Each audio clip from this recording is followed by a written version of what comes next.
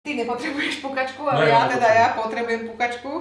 Nejak začali raz strašne vlasy. Najkrajšie asi, keď si češeš vlasy.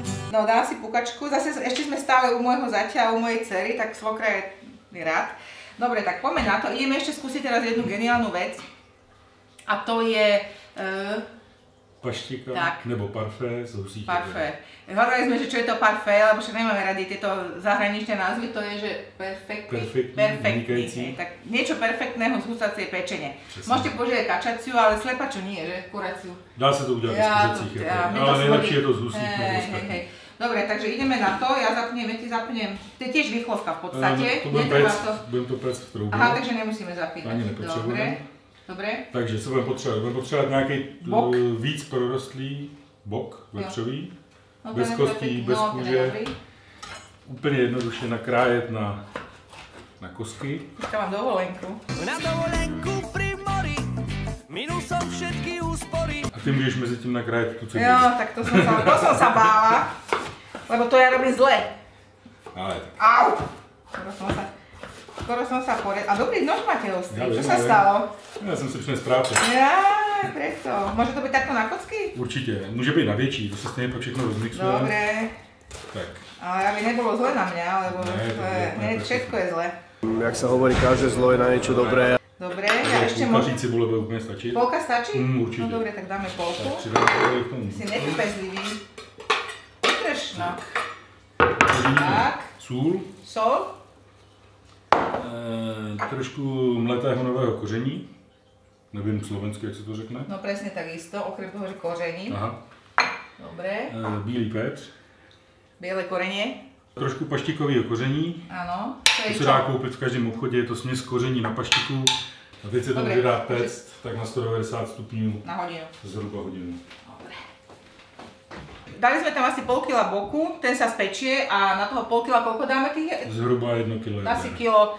No takže počkáme si tú hodinku, hodinku a pol a potom tam pridáme tie pečenky, aby neboli tvrdé samozrejme. Takže teraz čakáme tú hodinku, hodinku a pol, kým sa upečie ten bok. Bok je upečený, vonia nádherne, trochu sme tam aj vody priliali, aby sa to nepripálilo. Takže nie je ani veľmi tučný.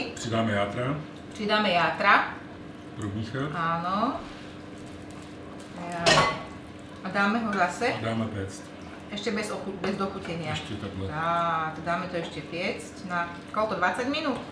Zhruba 20 minút. No, 20 minút, zase ich veľa, takže dáme ich asi na 20 minút piecť, lebo ich je dosť veľa, takže sa to musí naozaj prepiecť, to musí byť upečené. Dobre, tak. Máme tu pečenky s bočikom, vychladené, úplne vychladené. Tak. No a ideme ich dať do mixera. Takéhoto mixera. Toto, či jak sa to volá? Kútr. Mixer, kútr. To kútre. Jo. Tak poďme to skútrať. Tak. Budeme přidávat smetanu. Dobre, smetanu. Váčku. Trošku koněku. Koľko trošku? Úplně lehonce. Tak šprc koňaku. 2 shots of vodka. Áno. Dobre. Ja to ochutnám s mojou prevádzkovou lyžicou. Ochutnaj aj ty, na zdravie.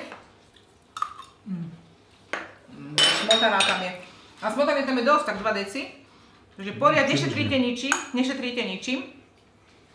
Ešte dobre. Cítiť úplne všetko.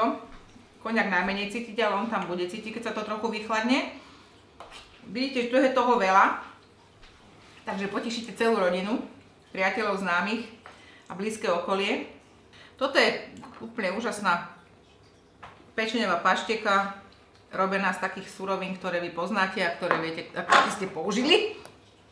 Hotovo. Naplníme, vychladíme, darujeme.